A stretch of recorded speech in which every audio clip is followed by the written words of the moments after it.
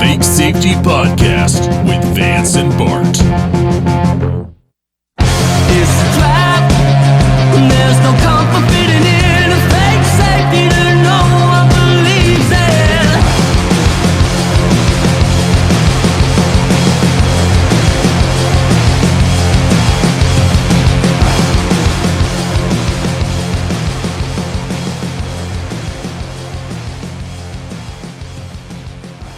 So anyways, that's how I found out that I was arachnophobic.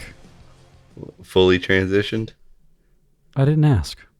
So, you're listening to your favorite racist, Nazi, homophobic, transphobic podcast series, Fake Safety.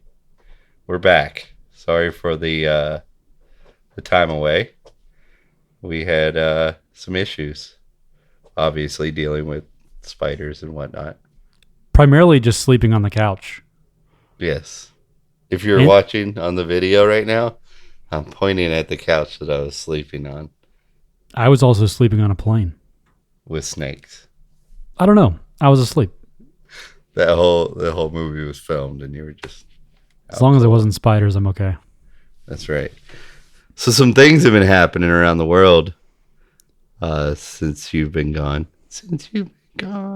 Oh, Kelly Clarkson. That's right. Let's see what's happened since you've been gone. Did Bob Saget die? Have we talked with Bob Saget after? So he was already dead by the time our last episode came out. Okay. But we didn't really discuss it because I don't think his estate had done much of anything. Well, that happened. A few things with fuel prices went up a little. Hardly worth talking about though. Wait, why? Oh, I'm pretty sure it's because of Putin. Oh, is that what he was doing? I did hear that he was expelling some. He keeps blaming it on Putin, but I'm pretty sure he shit himself. Sometimes when it's too much and you shouldn't trust it. Right. He's like, no, that was just a Putin. Like, no, you shit yourself, President Biden. On TV again. In case you weren't clear who we were referencing. Yes, Biden. He shits himself. Ask Kamala every time she's got to change out the sheets on Air Force One when he goes and does his parades. That's a very specific kink. No, that's the vice president's job. Anytime the president goes on a parade, change out the sheets on their bed. Just in case. Duh, that's how you explain what was going on Air Force One when Kennedy was killed. It's pretty clear. Yes. It was a complete surprise to everybody in government when Kennedy was shot in the head. Supplies. I think the real thing we're trying to get to today is we all know what's going on in Ikraine. That's how I like to say it. Don't correct me on our live chat because that's how I'm going to say it. Here they go. Oh, shit. It's disrespectful to the people in Ukraine to say it like that. Oh, my bad. We only got one person on our live chat right now? One lonely soul? Oh, here's Putin. He likes it. Oh, thanks for the tip, Putin. Thanks for the tip. Just the tip. They're always lying to us. And they're lying to us with Ukraine right now. We've caught them in many already. And everything that they're saying to you right now, you can guarantee, even if there is a shred of truth to it, it's being spun. So you only are getting the narrative they want. It's not the truth. So we're going to have to do our own, I hate to say that, do your own research or like it's kind of like one of those things. We're gonna have to wait this one out to even really know what's going on. But we damn sure don't need to let our government go sending our kids over there or starting some shit. And we don't need it. Like we always know the CIA. Look at all the history. The CIA, what they do is they put Americans in harm's way to get killed, or they go ahead and kill them themselves, and they say, the enemy that they want to fight did it. And then we go to war because we're mad, right? We've done it with Pearl Harbor. We've done it. We've done it with Iraq. We've done it. Didn't they even do it with a plane? Something to do with a plane when the whole Crimea thing happened? Wasn't there like a airliner that they said the Russians shut down or something? Oh, yeah. In fact, they took the whole old plan that they were going to use for Cuba way back in the day and basically just did it exactly the same. Right. But they actually carried it out this time. Right. They did the USS Liberty. Then, in World War II, what was the ship? There was like a fake attack for, Korea, the Korean War, right? A completely fake attack that didn't even happen. It was just like completely made up.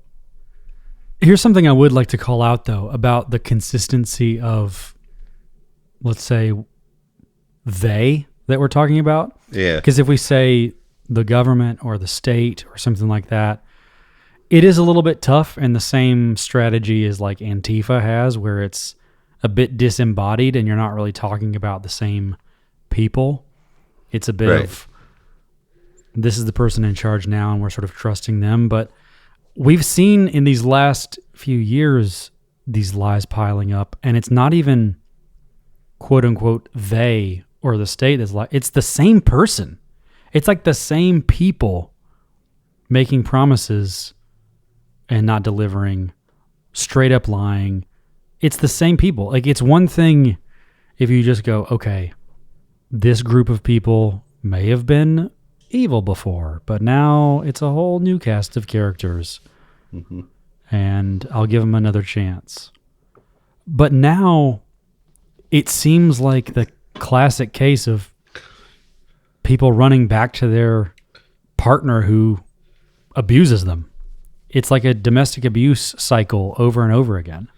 Yeah.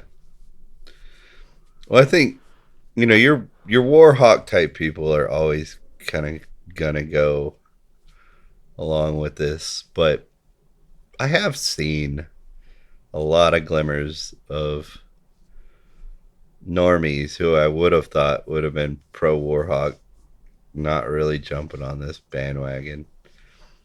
And I think that's why they're gonna escalate it to killing Americans to get those people back on board. I think they're going to stage something that gets Americans killed somewhere that they can blame it on Russia. I just think that we need to get ahead of that and start saying they're going to do that, because the only way to stop them from doing that is if they don't think it's going to work, because everybody's calling them out saying they're gonna. Because when we have war fatigue, that's their go-to move. And I would rather be wrong about it by calling it out over and over and over again and saving those American or innocent people. I don't give it, like, it doesn't matter if they're American or not, but those innocent people's lives, then, say it once, then wait for it to happen and be like, I told you so. I think we should get ahead of it. Say, make it a joke. What are you going to do now? You going to go blow up a naval boat again? Like when you were trying to go to war with Egypt?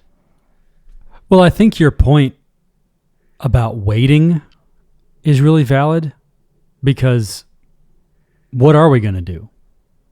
We don't have clear visibility into anything because of the fact that everyone keeps lying all the way around, we have no real sense of what's going on. And I think that actually has become pretty dangerous in the,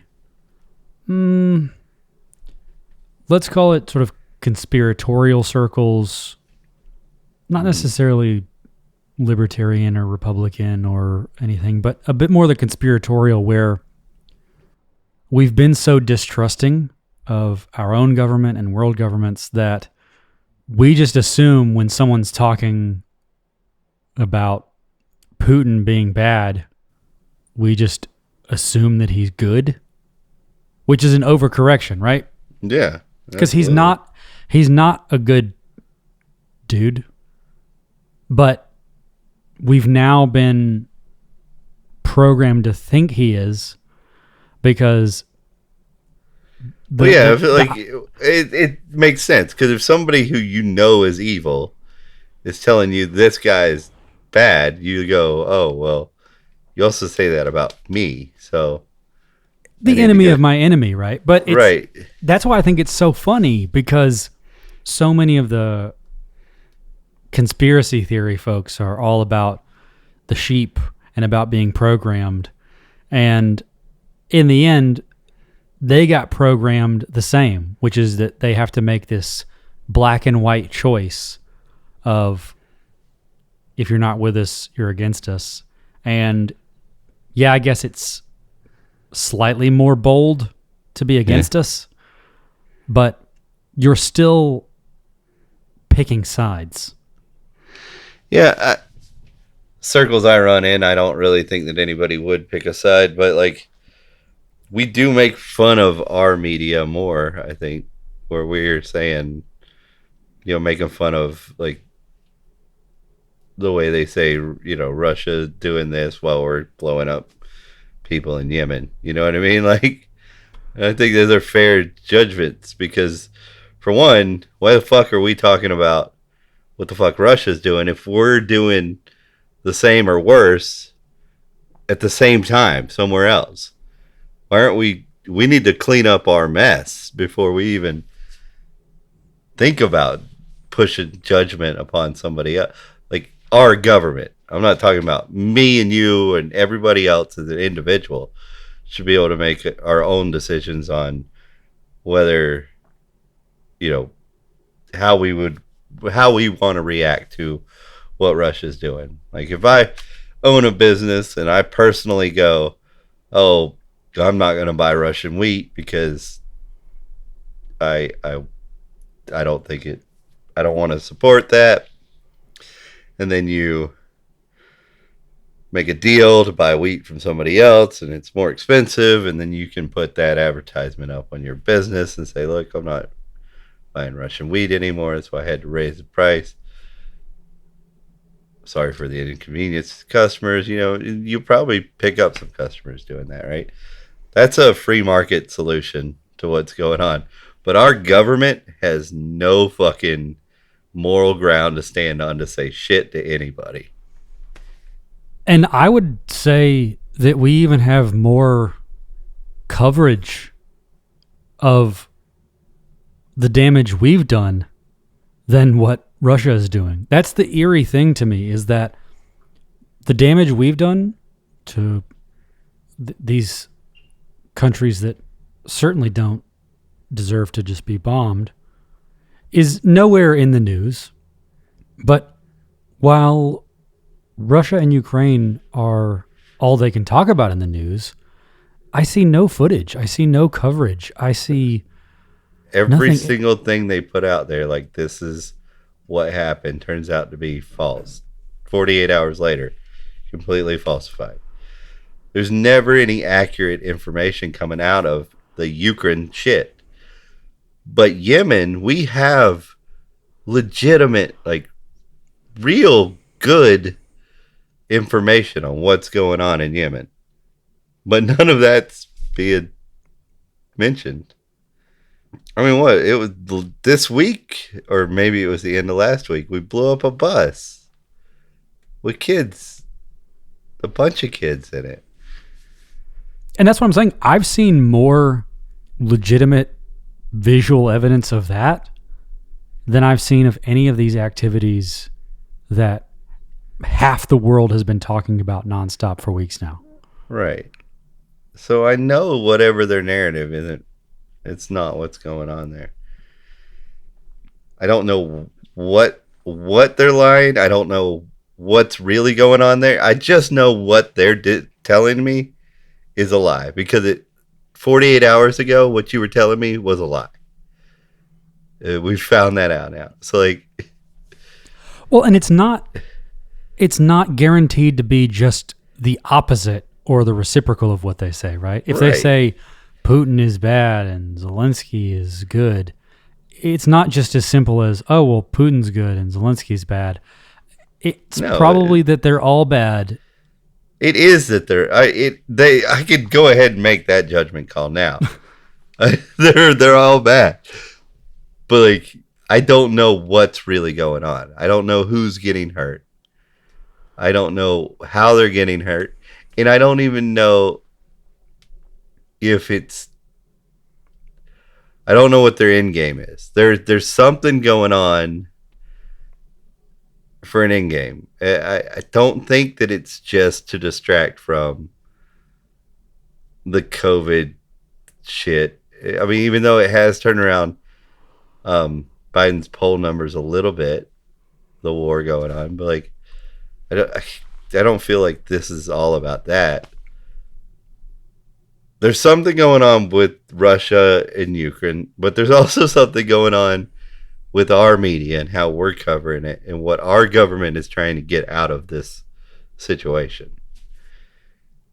And what are they trying to get out of it? What are they pushing for? What is their plan? They have a plan to get something from us. Whether it be the crashing of the dollar, trying to spin it, they're going to do another, what do they call that? Where they respecified the reserve currency. Oh, yes. Where they initially got away from gold. Yeah, so they've done 2 of them. There's talks about a third. Now, are they trying to do that? Hush, hush. I don't know, but there's definitely the reason they're lying about something is because they're trying to either turn our minds to one direction or they're trying to hide something. I think this is a golden opportunity to fudge the numbers. So we've obviously seen just massive inflation everywhere, with the actual underlying economy in a bit of a downturn, lockdowns, this or that. So I think we've all been expecting a market-led correction, whereas I think this could be a way to have that correction fly a bit under the radar by associating it with war. Right. Yeah, I mean, I feel like that narrative is not really, I mean, it's being said on the news a lot, but I'm not seeing too many people believe in that BS. I thought the same thing 2 years ago. Yeah. Like when we were all being told to stay inside or don't wear masks, wear masks. I was seeing a lot of people believe in it, though. I think that's like 2 years ago. It was like, I remember sitting up in my crane and looking out onto, I was working around Cumberland Mall, and I looked out, and that the same parking lot that had been slap full every day was bare. Midday, you know? That was scary to me. That was where I was like, oh, I expected people to not go for this, but they did. But do you think they've learned their lesson? Do I think they've learned their lesson in a mass? I wouldn't say 50% of people, but that 10% maybe. I think a big number. a lot of people, I think a lot of people learn their lesson just from the people I've talked to, like just ex cops. Like one of my friends is a cop. He's not a cop anymore. He's not, and he hates that shit. He hates the state. He hates the things that he did that were towards people who hadn't hurt anybody. He's changed his whole mind. Um, a friend of mine that was just a pothead who was like, I don't care about none of that shit. When I was talking politics back in the day, he's come around. He would watch videos and he calls me about, hey, have you been, listen to this or whatever. He's coming on strong and all this stuff. My cousin, who was a war hawk #1, is coming around. Coming around pretty hard on the warfare state. Still stumbling quite a bit with the police, but he's coming around. My mom will be an anarchist before she dies. I can tell you Excellent. that. Yeah. She's on that path. With the books she's reading now, she's on the path. I mean, I know that series of books. I went through that. So like I know that it's probably a different place in those books that you make the transition, but nobody makes it through the end of them, I don't think. So do you think they finally got too greedy? Do you think they finally got to the place where the playbook that they've been running for the last century finally just doesn't work anymore? I think that it works. I think it'll work forever on certain people. But I think that they open enough people's eyes that we'll break off. We'll move somewhere. I mean, we've already they fucked up. I think they fucked up with COVID because the states, thank God they fucked up. I'm not saying they fucked up and it sucks, but they left it up to the states, which gave haven to places for people who didn't believe it. And as people fell out of belief of it, they also were moving to that. As they uprooted their homes to move to some place that wasn't going along with the narrative. Yes, you're moving to another place, a state with a governor and all that stuff. But like that's a big step for somebody who is, a California person. You know what I mean? Like a L.A. Or New Yorker who was living the life, thinking $100,000 for working a trash truck was a good thing. And now they've uprooted their life and moved elsewhere, And that has divided us geographically because we were just a mishmash. I think a lot. We were just, yes, there were states that were more blue and more red and more independent, let's call it. But there was a lot of us other places, but now they've consolidated a lot more of this type person here, a lot more of this type person there, which puts you, that was a big hurdle for secession. That has moved. COVID, not only did it fuck up public schools, which thank God, it opened the eyes and advanced. Homeschooling is so much more advanced than it was before COVID. That it also did that. And yes, it was awful for the people who had to uproot their lives and whatnot, but like that has moved us. That is a big hurdle that we've gotten at least close to over for secession. And that's a win for me. It's one of those things where I'm like, you guys keep fucking up, man. Like, you keep grabbing all this stuff from us. What you don't understand is that's your demise. It happens to all the governments throughout history. They grab and grab and grab until they can't grab no more. And then the people are like, fuck off, man.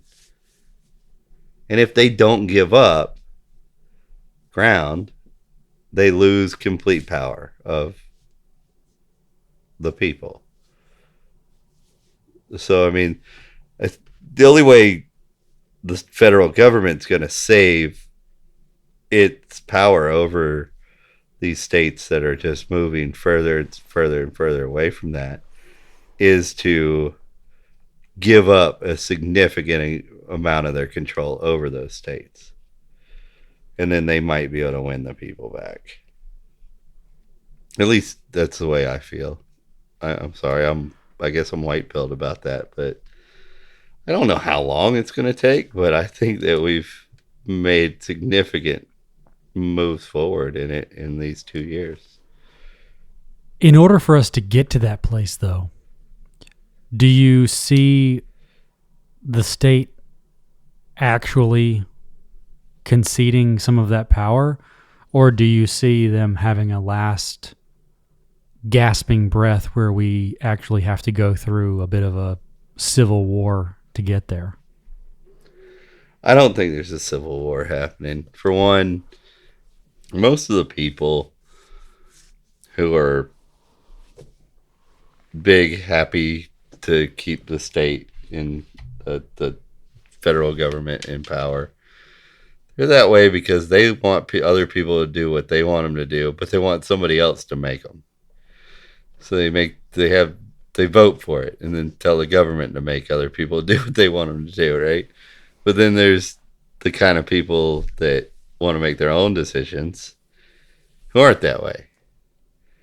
And they're willing to stand up for their property and their whatever. So what are you going to do? Are you going to send the military down to Florida to fight the moms and dads of the people in the military?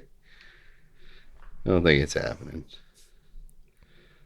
I think your upper brass would be happy to, but I don't think they could get the lower to do it. The people who will actually be the fighters. I'm not seeing it. Well, I was about to say that whole region, right? Florida, Georgia, Alabama. I have to imagine the military will have a hard time storming Fort Benning. You know, they've got their bases. I don't see it because, like, the illusion that you're fighting for freedom has still got to be there, right? How did they do it during the Civil War time? A few miles away was a bigger deal then, you know what I mean? But they also put it behind a cause. And I think that's what I'm the most curious about in terms of the potential of the state, because they do still have a very powerful line into modern media and frankly the infrastructure that media is built on.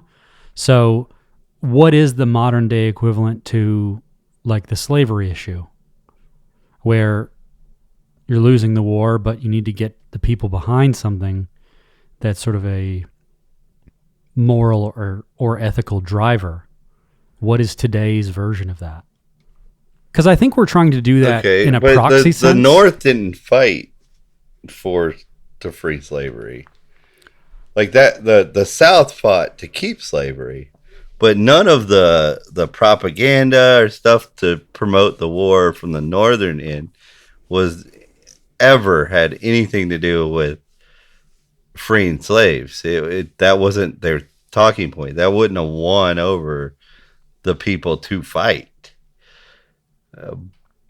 But the South, if you look at that propaganda to make the Southern people fight, it was stuff like they're going to take your slaves and whatnot. But the North did not fight on that, for one, because they weren't requiring the states that joined the North to get rid of slaves. Even after the emancipation shit, like they didn't require the states that still had slavery that fought with the North to get rid of their slaves. It was only the southern states that had to get rid of their slaves. Excluding Indians. Indians on Indian reservations could still have slaves. We prefer to be called natives. They were called Indians back then. Don't you refer to what's his name, the skier, as Sonny Bono? in his own name, the Olympic skier, as opposed to like Caitlyn Jenner, Bruce Jenner. Do you refer to Bruce as Caitlyn when you're referring to the time that Bruce was skiing? Was he a skier, or am I making that up? I don't believe that's where she got all of her awards.